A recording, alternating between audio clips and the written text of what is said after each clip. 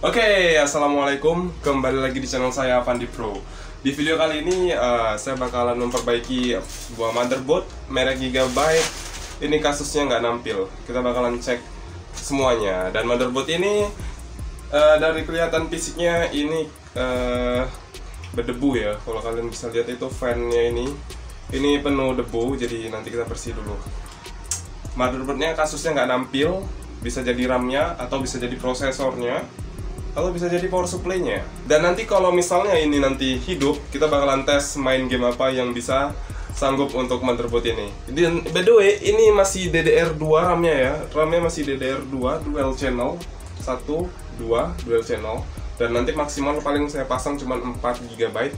Kalau untuk prosesornya ini mungkin pakai Intel Core 2 Duo atau Intel Dual Core. Nanti kita cek aja prosesornya, saya belum tahu karena belum saya buka.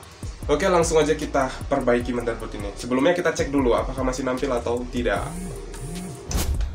Nah, oke teman-teman, ini udah saya pasang semuanya, mulai dari pin power supply dan pin 4 pin 12 voltnya.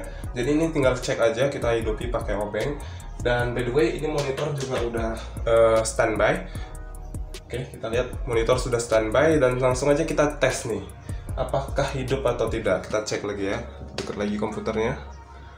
Kita cek front panelnya di sini ya. Oke teman-teman, kipasnya hidup. Kipasnya hidup. Apakah nampil atau tidak kita belum tahu. Kita cek dulu. Iya, seperti kasusnya memang nggak nampil ya. Oke. Pertama saya ambil solusi dulu. Ini saya cabut dulu power supply-nya.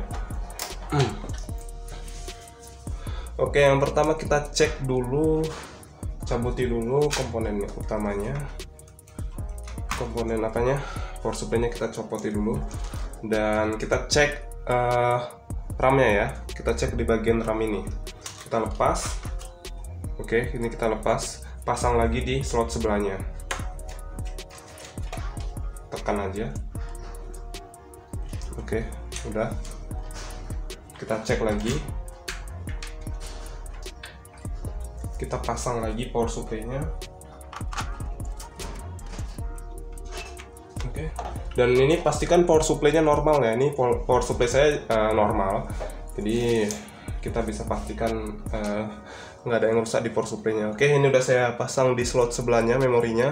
Dan langsung aja kita cek lagi. Saya cek lagi ya. Kita hidupkan lagi. Ops, bunyi. Kabelnya kena. Tes. Oke teman-teman, ternyata nggak nampil juga. Coba saya masih punya stok RAM DDR2 dan coba saya ambilkan ya. Ini ada stok RAM DDR2. Sebentar. Ya, saya banyak stok RAM di sini untuk DDR2 dan DDR3. Oke, jadi saya ambil yang ini aja. Kita tes dulu yang ini normal ya, karena udah saya pastikan normal RAM ya. Kita cek aja pakai RAM ini. Oke, RAM-nya ini saya cabut ya. Nampak nggak? Kelihatan nggak? Bawa lagi. Oke, ini RAM-nya saya cabut. Dan pastikan kalau kalian mencabut-cabut komponen, power supply-nya udah mati dan udah dicabut. Jadi nggak kesetrum. Oke, ini RAM-nya saya pasang. Apakah nampil atau tidak saya nggak tahu juga.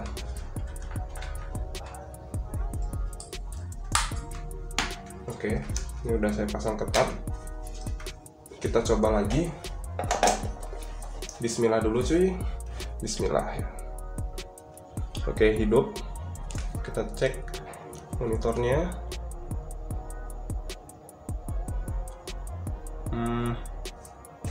Nggak nampil juga ternyata teman-teman. Oh, nampil ya. Ini nampil. Lampu indikator monitornya biru-biru. Itu nandakan ada yang ada sesuatu display yang nampil gitu. Oke, nampil ya cuy. Oke, alhamdulillah nampil. Dan ini begini. Nampil ya. Dan di sini karena nggak ada hard disk, jadi dia belum nampil. Oke, jadi permasalahannya cuma di RAM-nya aja. Mungkin RAM yang ini udah korosi jalurnya atau udah rusak. Dan saya coba tadi ganti RAM dengan RAM stok punya saya yang lama, ternyata masih bisa hidup motherboardnya. Jadi simpel, permasalahannya hanya di RAM-nya aja. Oke, setelah ini bakalan kita tes install Windows ya. Oke, ini saya matikan dulu, cabut aja powernya. Oke guys, nah jadi ini saya install ulang ya, karena cuman motherboard, jadi ini ada hard disk nggak kepake, jadi saya coba install dan coba nanti kita mainkan game yang lumayan agak berat gitu gimana. Dan by the way, di sini kan belum ada VGA-nya nih, nanti saya kasih VGA yang harga 300 ribuan seperti ini. Apakah sanggup untuk mainkan game-game, ya game-game medium lah, spek medium ya kan, karena kita tahu yang ini masih dual core ya, dan juga pakai RAM nasi DDR2. Dan itu tadi lagi setup Windows-nya. Oke ya, kita tunggu aja, nanti saya skip videonya sampai udah selesai di install ulang. Nah, oke guys, jadi ini udah saya install semuanya, dan juga saya udah pasang VGA-nya dan udah diinstal driver, pokoknya semuanya udah diinstal. Sekarang kita tinggal cek aja bagaimana performa PC jadul ini sih ya. Kita lihat apakah dia bisa mampu untuk memainkan game-game yang lumayan berat bisa dibilang ya. Oke, kita buka game PES 2020-nya dan kita lihat bagaimana performance-nya, apakah bisa gitu, apakah naik game ini di PC jadul cuy. Kita cek aja, langsung aja kita play. Oke. Dan kayaknya ini ada patah-patah sedikit, drop FPS. Oke, aman di sini FPS-nya.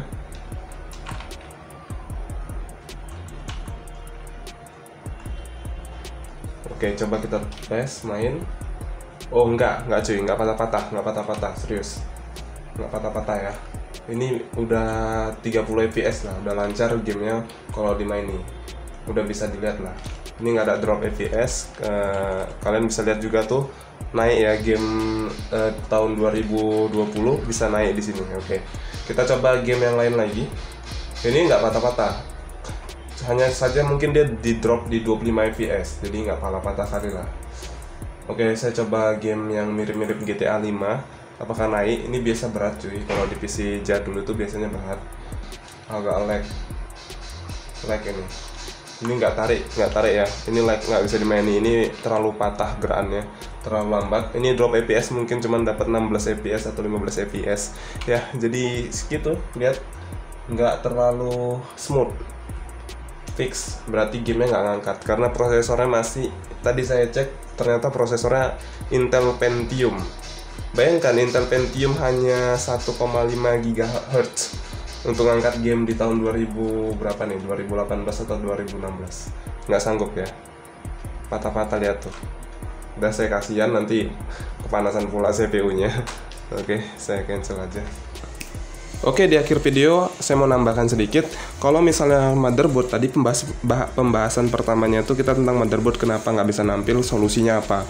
Dan nggak cuma di RAM aja ya teman-teman. Jadi kalau misalnya motherboard itu nggak nampil, nggak cuma di RAM aja solusinya. Bisa jadi power supply-nya, banyak kemungkinan nih. Bisa jadi power supply-nya, bisa jadi prosesornya, atau bisa jadi VGA onboard-nya atau VGA card-nya yang nggak mau nampil. Jadi banyak kemungkinan, oke. Dan di sini saya pakai 2 hard disk karena satu lagi hard disk untuk game, satu lagi hard disk untuk OS. Jadi gitu aja, mungkin sekian dulu ya videonya kali ini. Jumpa lagi di video yang lainnya. Jangan lupa like dan subscribe untuk mendukung channel saya. Dan mungkin itu aja. Oke, saya akhiri. Wassalamualaikum warahmatullahi wabarakatuh.